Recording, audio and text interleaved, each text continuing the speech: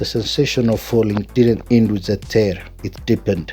His stomach twisted as though the world itself were folding him through an infinite crease. Then impact. Itsuki hit the ground hard. The breath ripped from his chest. He blinked against a strange, pulsing haze. The air was alive with a low, discordant hum, like feedback from a broken speaker that never stopped. Every breath tasted metallic, bitter.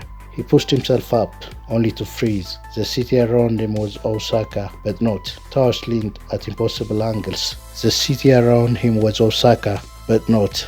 Towers leaned at impossible angles, their glass facades rippling as though underwater. Streets stretched too far, vanishing into the horizon that bent back on themselves. And the people, if there were people, moved like marionettes tugged by invisible strings. Their bodies walked straight, but behind them trailed flickers of shadows, distorted bubbles, twisted in perpetual sneers, gnashing their teeth. One woman bent to pick up her child, but her echo scooped the child and flung it into a wall. Itsuki recoiled, yet the woman's eyes flashed with horror. She had seen it too. She wasn't moving anymore. She was watching herself. Itsuki's pulse raced. What is this place? The answer came from within. Memories slammed into him, not his own, but corrupted copies. Him screaming at his daughters, him striking his wife, him burning his designs in rage.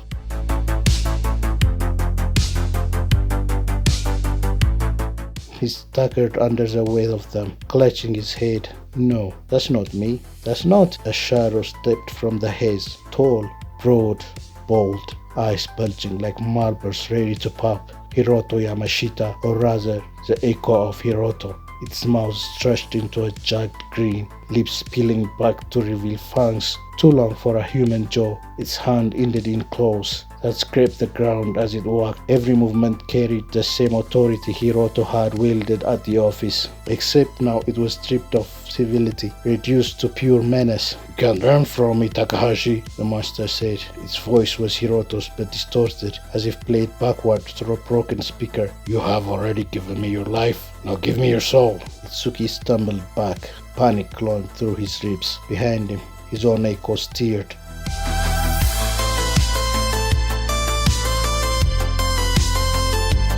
An elongated version of himself, white-haired, eyes yellow, teeth dripping with tar.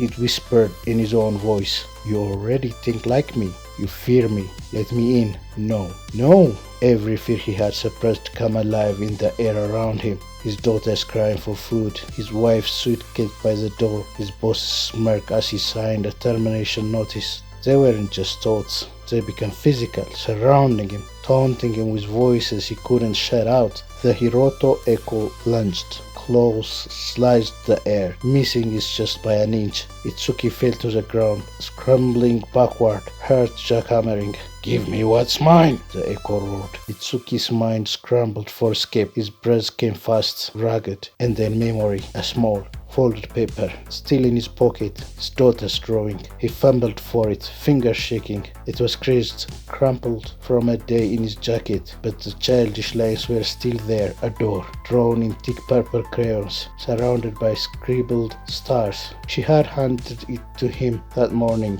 with a smile so innocent it hurt. For you, Papa. A magic door. Tears swelled in his eyes. Perfect, he whispered. The Hiroto shadow loomed over him, claws poised. That paper won't save you. It took its hand, tightened. He stared at the door until his vision blurred. Then tore it straight down the middle. The air split open.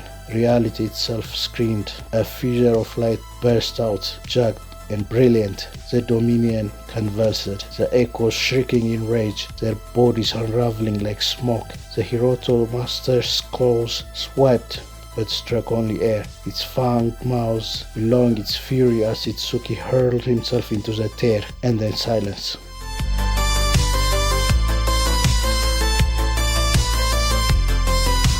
He was on his knees in his living room. The hum was gone. The air was clean. Light filtered gently through the curtains. On the floor before him, his two daughters were playing with blocks, giggling, their small hands clumsy but sure. They hadn't even noticed him. Itsuki's chest heaved. His fingers still clutched the halves of the crayon door. He let them fall to the carpet. He wasn't sure if this dominion was real, or if it had already infected his world. But as he watched his daughters laugh, one thing was certain: whatever that place was, it wanted him back.